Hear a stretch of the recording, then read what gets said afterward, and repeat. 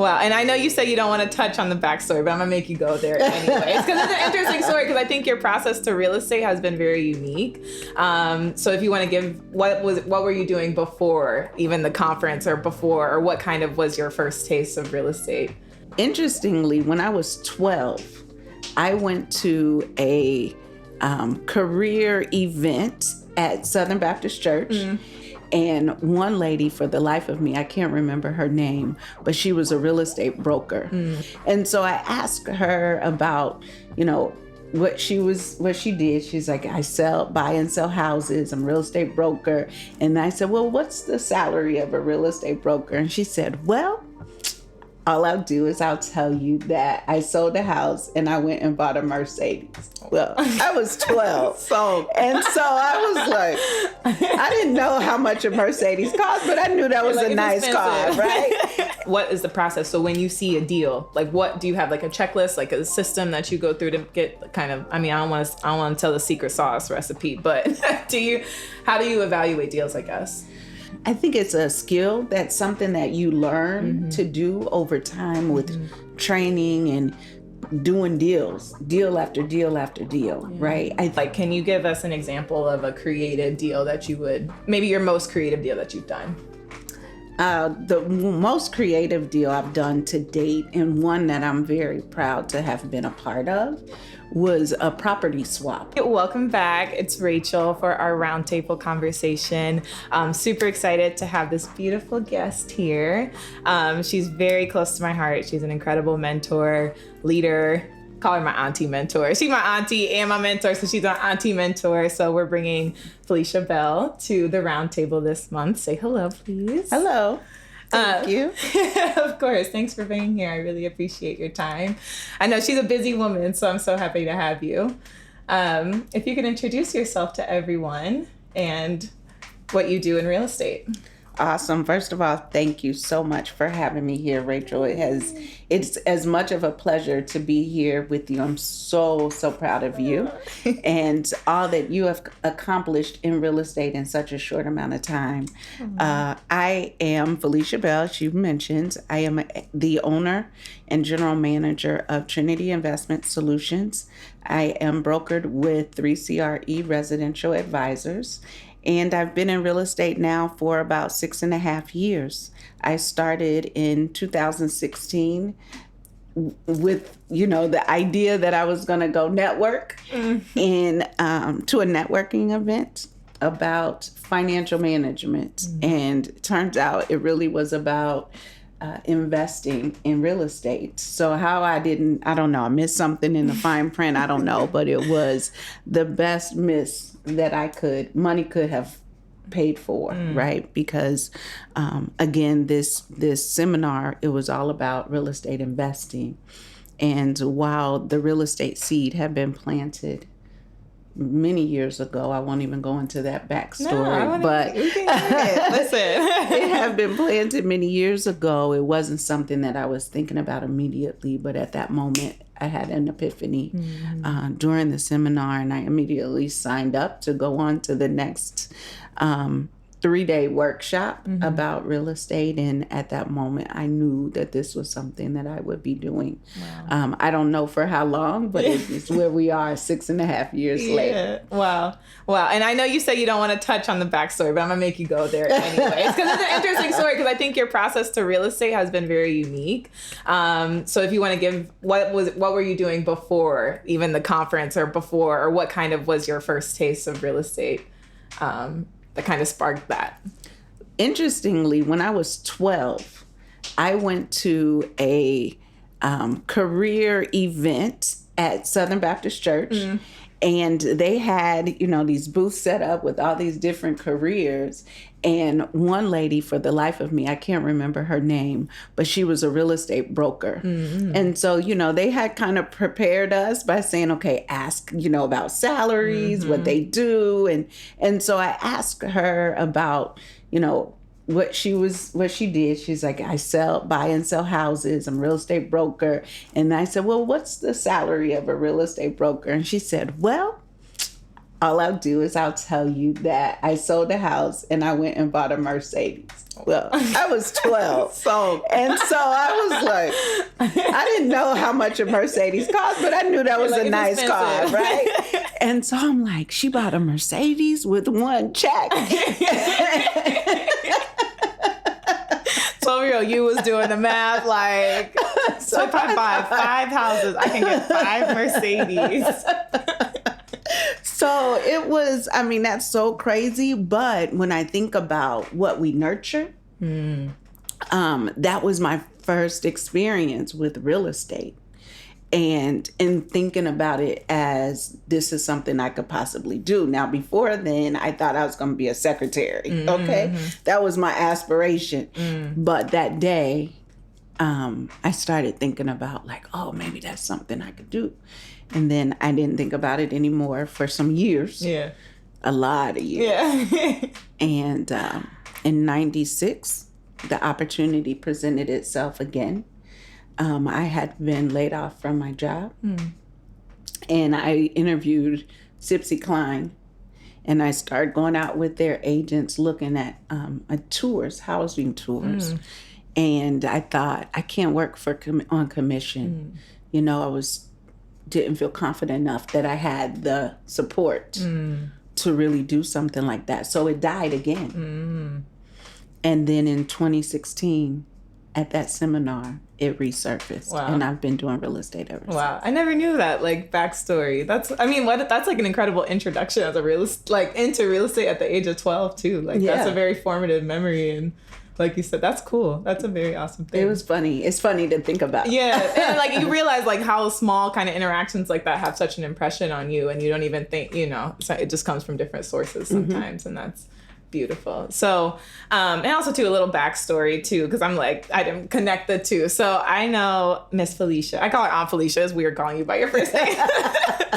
So Aunt Felicia's daughter and I, Makeda, grew up together. So we went to Finneytown together. So I've known Makeda since I was 13, 14.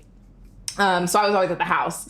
And so I would just always come, hey, Aunt Felicia, what's up? You know, I basically lived there at that point, kick my shoes off. I'm chilling in the house. You just got home from work. Cooking. No, for real. Sweet and Makeda will get yelled at not doing dishes. I'm like, all right, I'm going to go home, y'all.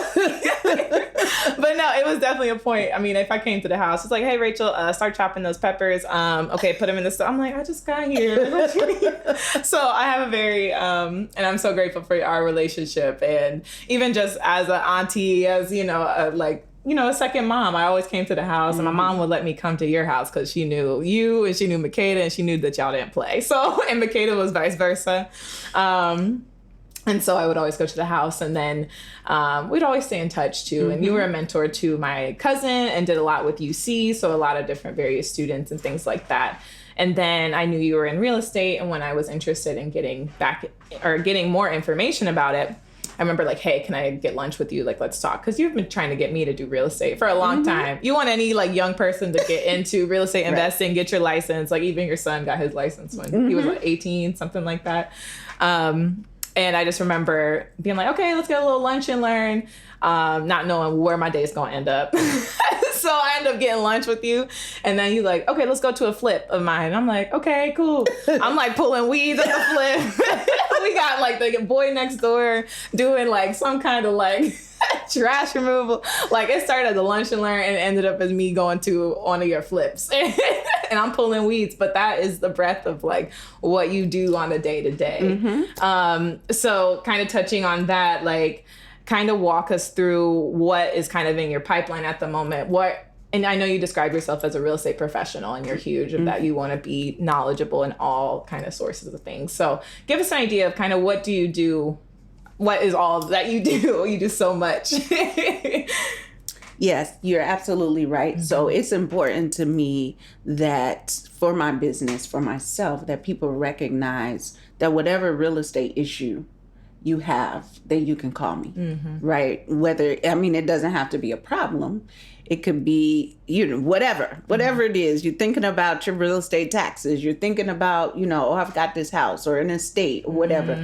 I really wanted to develop a toolbox that I could be a go-to in real estate for people. Okay, so so with that, I do short-term rentals slash Airbnbs. I do, I have a rental portfolio of properties, both multifamily and single-family properties. I invest in condos, which is a different niche. I do wholesaling. Not a lot, but I will do wholesaling. I do, as an agent, help people buy homes, sell homes, and then everything in between. Everything. Some property management stuff I'll do. I've been hired to flip homes for other people. I've been hired to manage people's, their investment in different ways. And I do a lot of creative real estate deals as well. So you name it. She does it. I'm doing it. My ultimate goal is to buy and sell mortgage notes. And that's a whole different ball game. Wow. But again, that's why I love real estate, because there's so many different strategies or different avenues you can pursue. If you just think about what you're good at, what you like to do, then you could probably match a real estate strategy to that talent or that skill set. Right. So that's the awesome thing about what we do. It's amazing. And that's definitely like the biggest thing I've learned. And that's what you really hone into us. Not to mention she did the training for new agents at 3CRE, our brokerage. So she's trained me to be the mini mogul. Trying to, become her one day when I grow up. And also she does a training and mentorship of different agents and kind of growing us and getting us from 0 to $1 million real quick. So, and that is one thing you always talk about, is just the breadth of real estate. So the creativity, there's never a problem that doesn't have a solution, and you can think in so many different ways that's not necessarily to the T of, anything can be achievable, which is a beautiful thing about real estate. So, and talk about kind of the creative deals. Like, can you give us an example of a creative deal that maybe your most creative deal that you've done? The most creative deal I've done to date, and one that I'm very proud to have been a part of, was a property swap where I had a single family property and I swapped it for a 4-family property, right? Nice. And you're like, how? Just watched. And so it's interesting. Another real estate professional that I really look up to in the business, Vina Jones Cox. I said that wrong. She had put on Facebook that she had a 4-family. She was looking for a single family. And when I saw that, I immediately was like, like I zoned in on it, right? Absolutely. And so I inboxed her and I said, I'm interested. I've got a property that you might be interested in.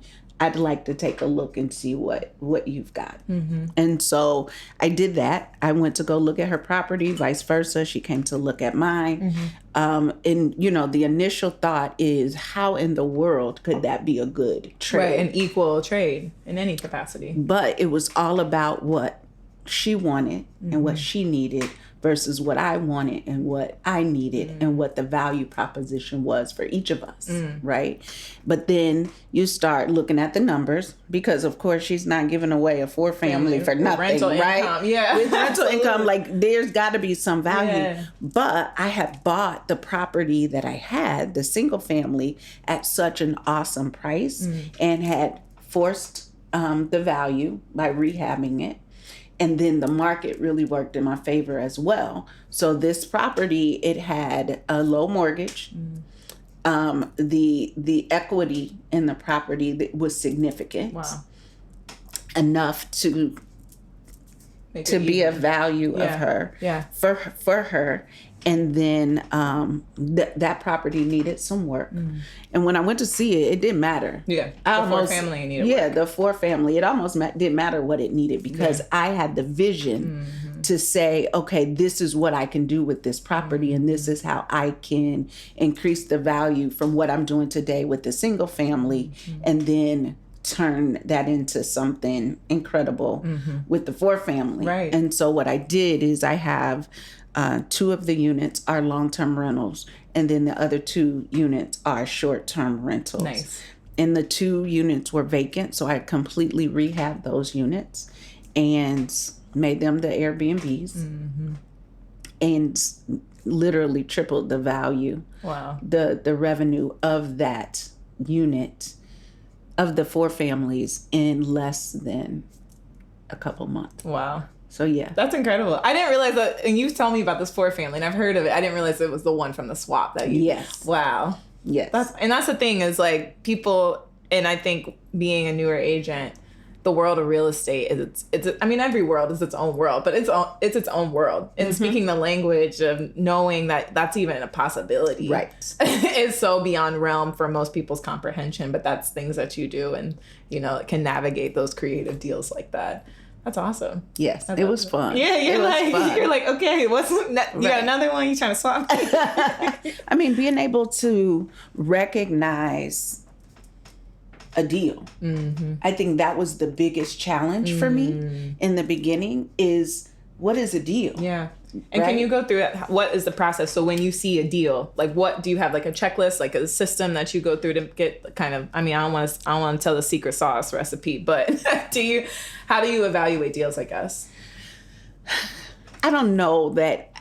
I think it's a skill. That's something that you learn to do over time with training and doing deal after deal after deal, right? I think when you are representing someone to buy a home or to sell their home, that's a process. Absolutely. Right? It's a process that you learn and you go through it time after time after time, right?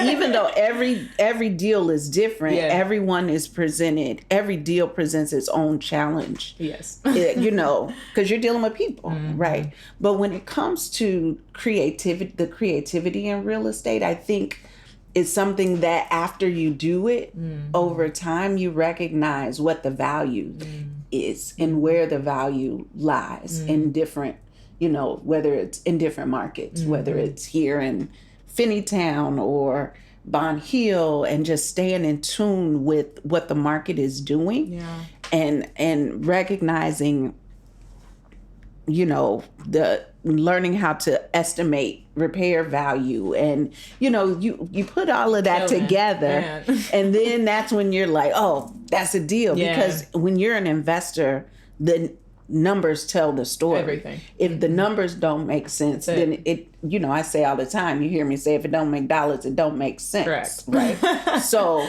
to know if it makes dollars or not, you have to know how to navigate the numbers.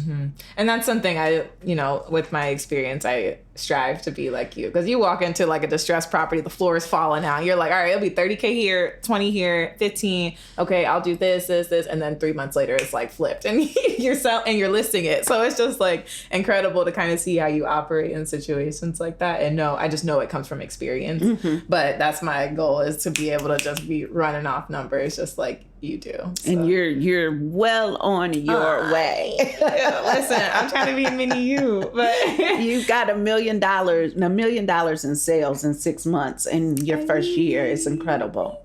Right? Like that is incredible. And it's all been grassroots. So please do not underestimate how amazing you have just taken this and run with it. I'm so incredibly proud. Thank you. You make me cry. Don't make me teary. I know, and I really appreciate you on my journey. Because the amount of times I have you on speed dial, I'd be like 9 o'clock. Like I remember my first oh my gosh, my first showing.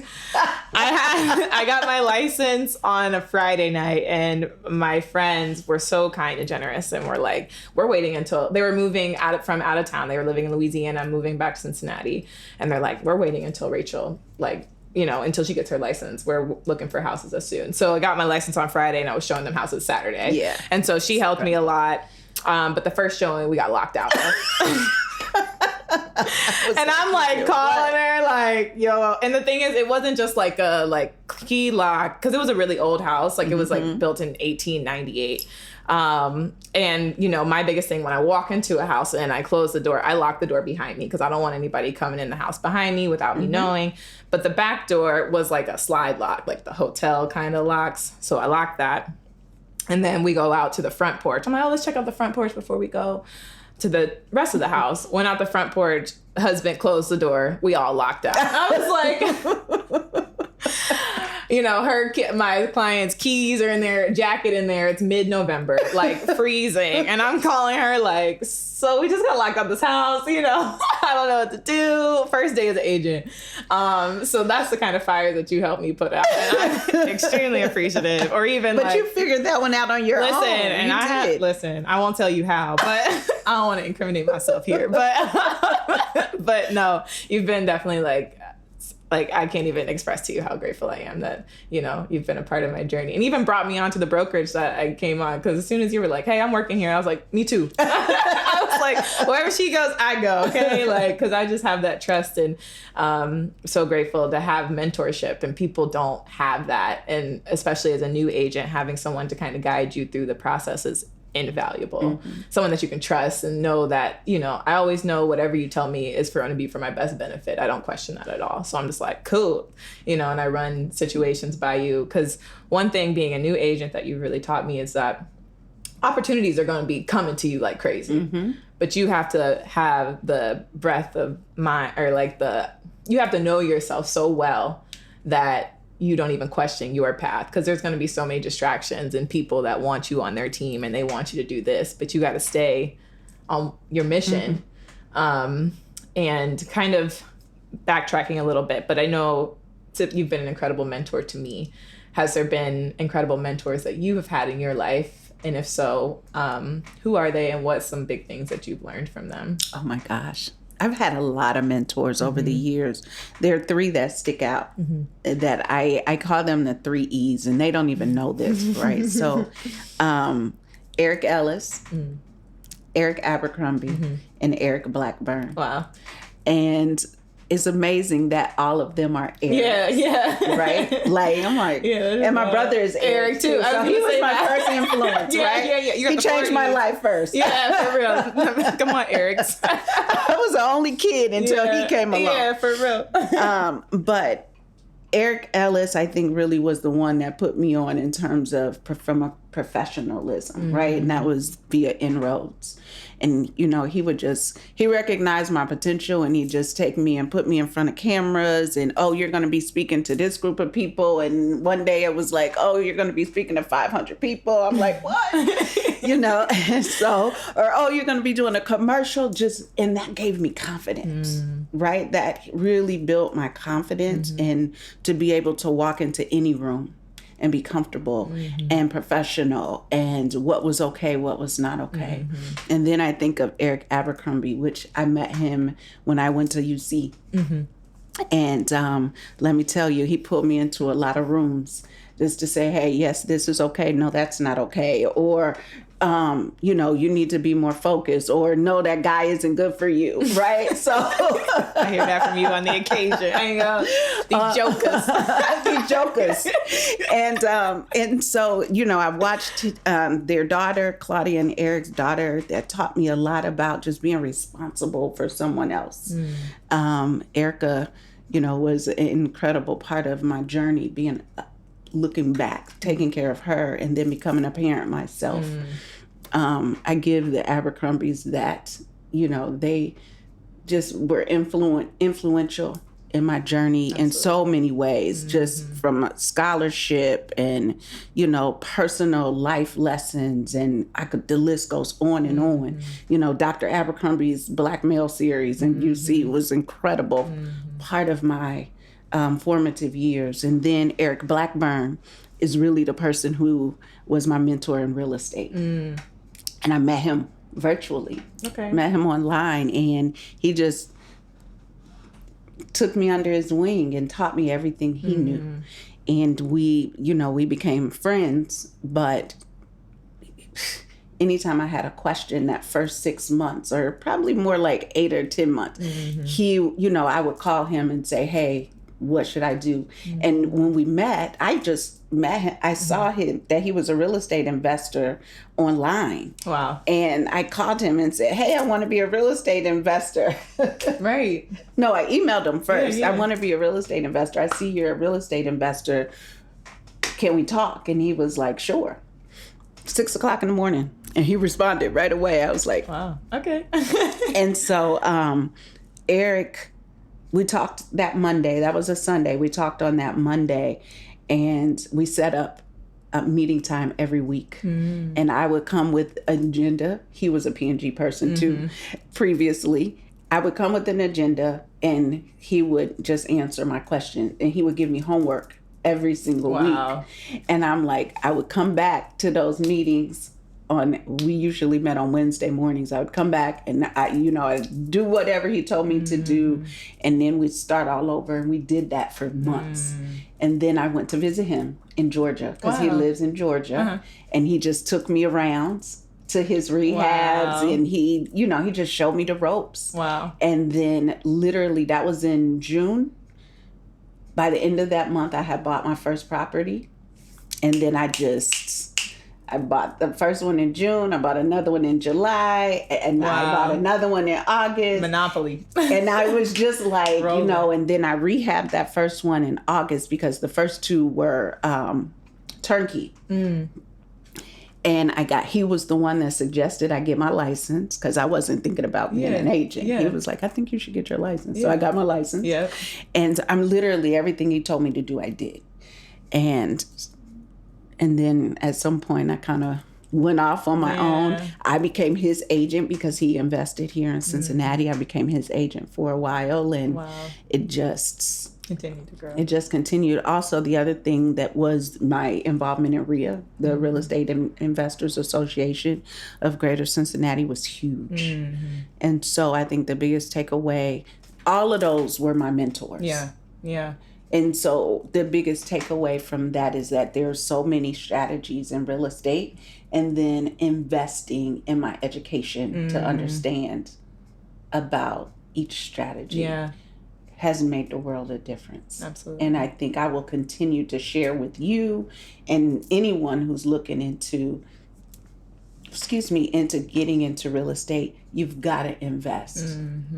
You've got to invest the time. You've got to invest the financial resources to continue your education. Absolutely. I'm still learning. Absolutely. Right? Because, people are like, oh, that's too much. I don't want to spend money on that. I don't want to do this. If you're not willing to spend money, you're not willing to make money. Right? You got to spend money to make money. For real.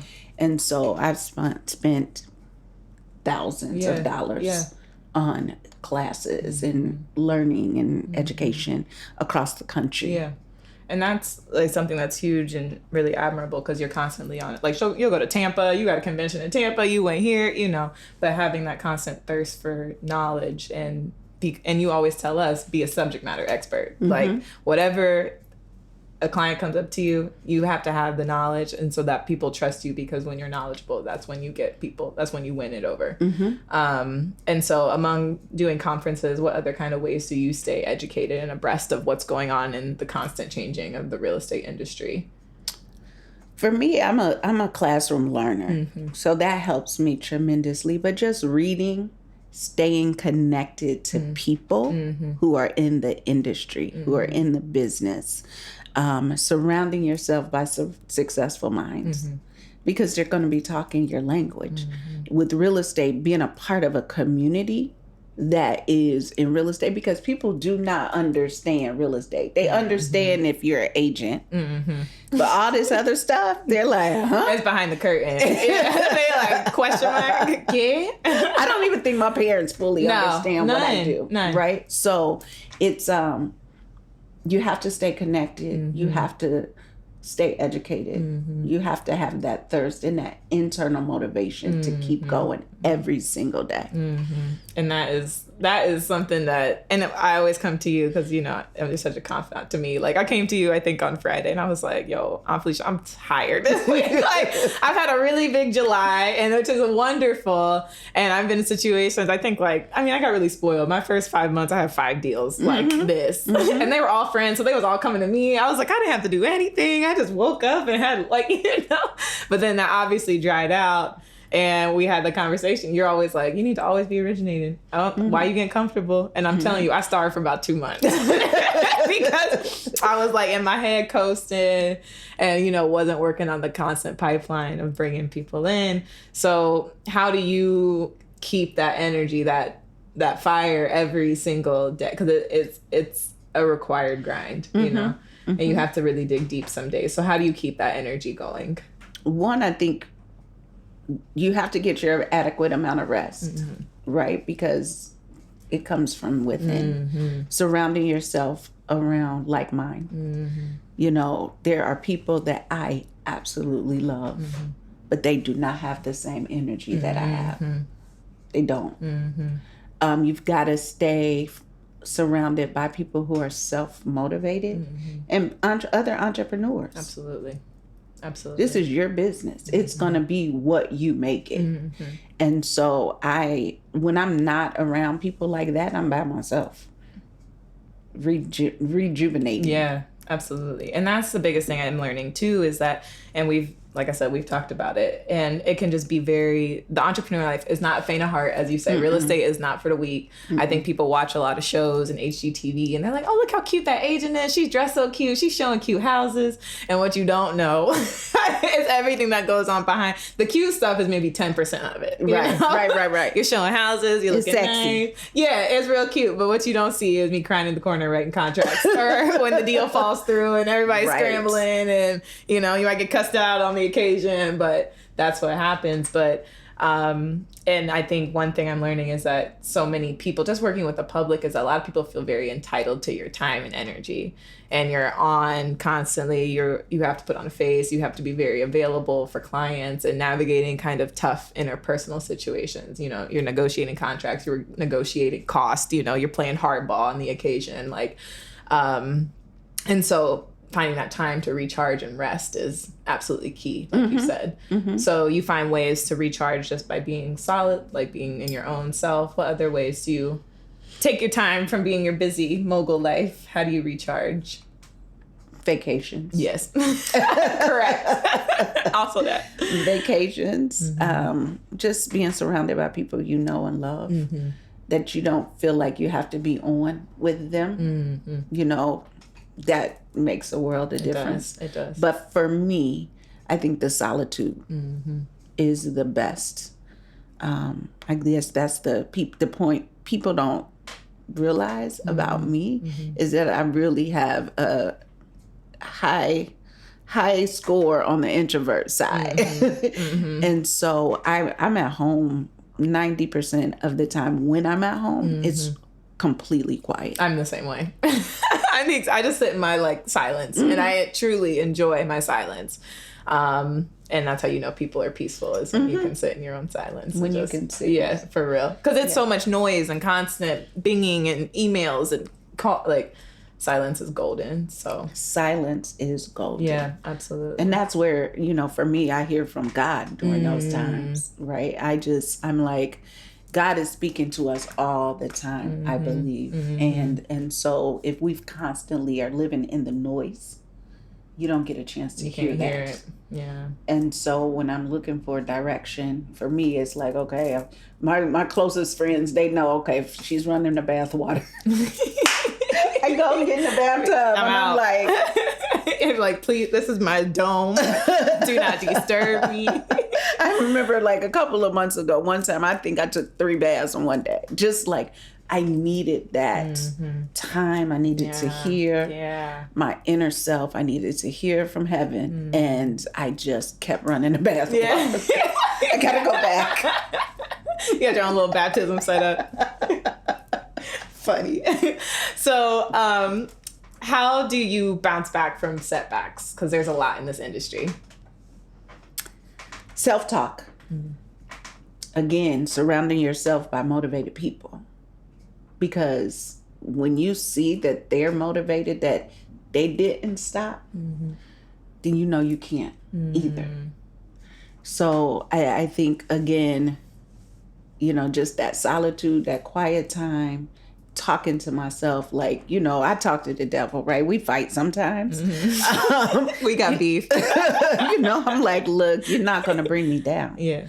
And yes, this was a painful experience. Yes, I didn't like it, but your attitude is everything. And we all learned that phrase, it's not your attitude, it's not your aptitude, it's your attitude that'll determine your altitude. I took that to heart at some point, because it really is. Sometimes things aren't personal. We have to get better at that, especially culturally. I think we're very emotional people. So we get to taking stuff personal a lot. It's not personal. You know, especially, you know, your friends that don't choose you to be their real estate agent. You know, it's like, it's all good. Every match wasn't made in heaven. Right. There's so other I don't opportunities on the way. You know, talk to me.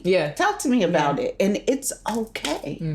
But people take that stuff really, really personal. And, you know, we have to get better. Again, it's not for the faint of heart. At all.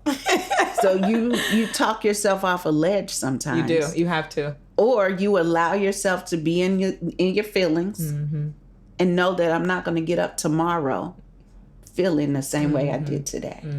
So I think that's most of it. That's your attitude. It is. And you have to bet on yourself always, especially in this industry, every single day. And you have to trust that whatever is going to come across my way, it doesn't have anything to do with my worth as a person or a professional. And that's how if you don't see my worth, that's on you. That ain't got nothing to do with me.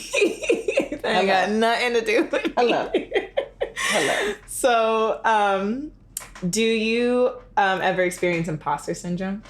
Imposter syndrome? Have you heard it? That's a millennial term. That is, and I'm not a millennial, it's right? Okay, I'm gonna teach you. I teach you all the phrases. All of them. I taught you like say less. He was like, say less.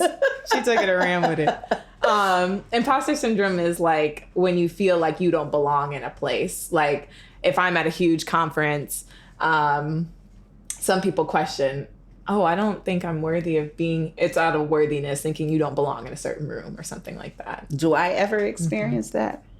I'm sure, but it hasn't stopped me. Good. That's right. That's the part. That's the part. Can't stop, won't stop, get guap. Okay. Exactly. What is your why? What is my why? I love being able to make a difference in the lives of individuals. And it's not, you know, when I worked at P&G, 18 good years. And, you know, P&G, you donate to United Way, we collect all this money, you know, it's going somewhere to help people. But when I can personally make a difference in somebody's life, when I can, you know, I've had the opportunity, the humble opportunity for somebody that have been homeless and to be able to put them in a home. For someone to come to me and say, my husband died in this house and I don't want to be here. And then I can buy that house and put somebody else in it. Where I have right now making a decision, do I sell this house or do I make it somebody else's home? Because they need a home, right? Like those are life decisions for somebody. And then I can be able to impact that.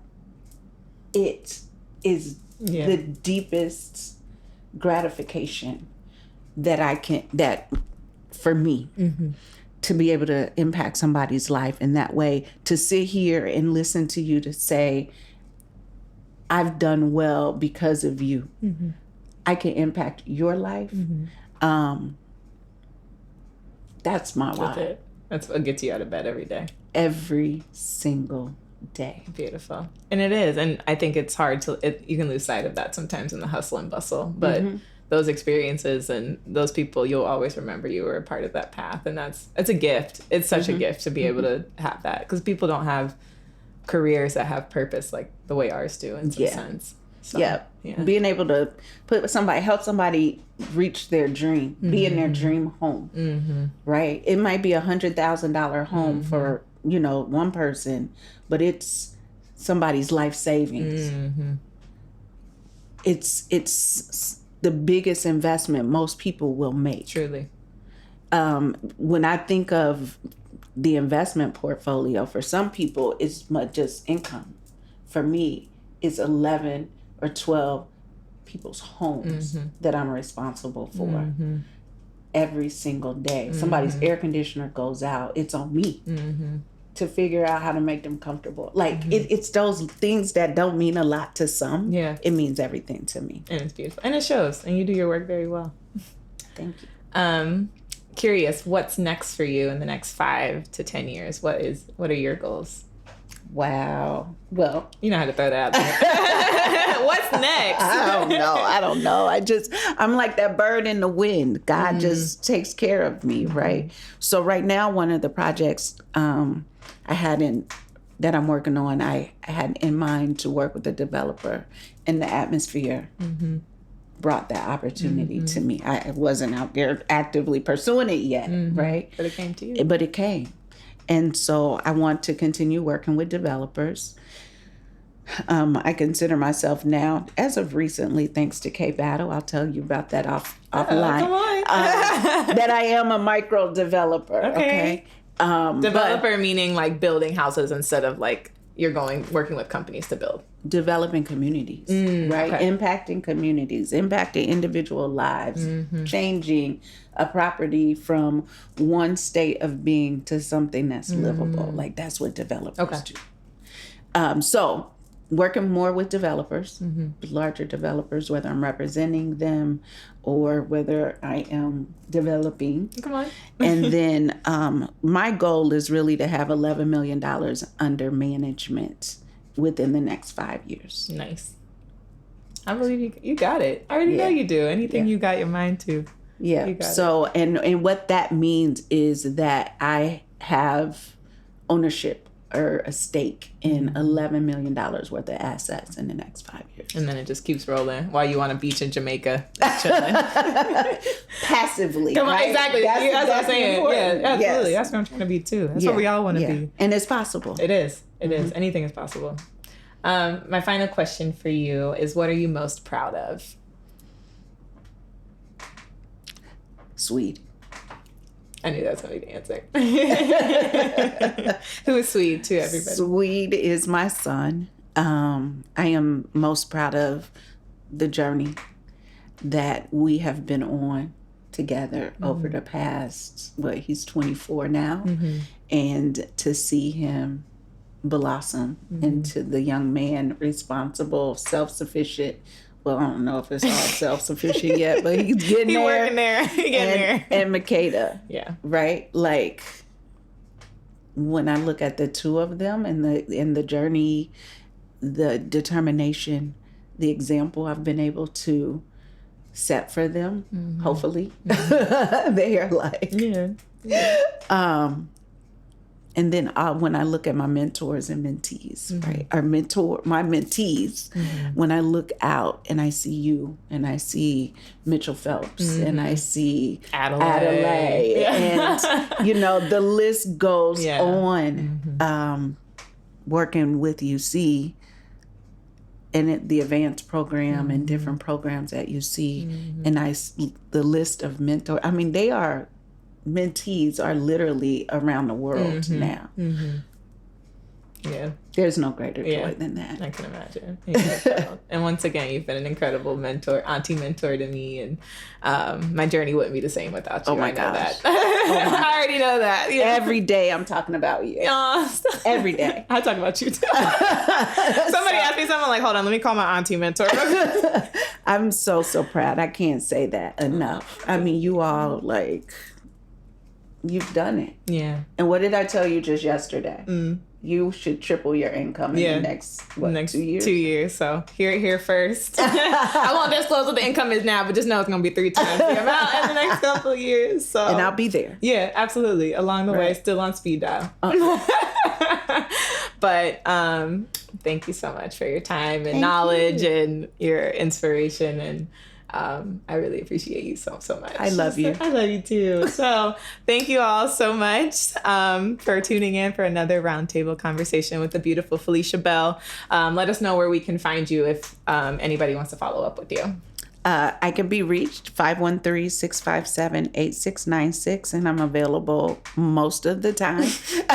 Not before 7 a.m. That's it. I do have restrictions. I don't tell those restrictions, right? Yeah. So I just need, otherwise people will. And then my website is trinityinvestments@gmail.com. Awesome. Thank you once again. Thank you all for tuning in. See you in the next one.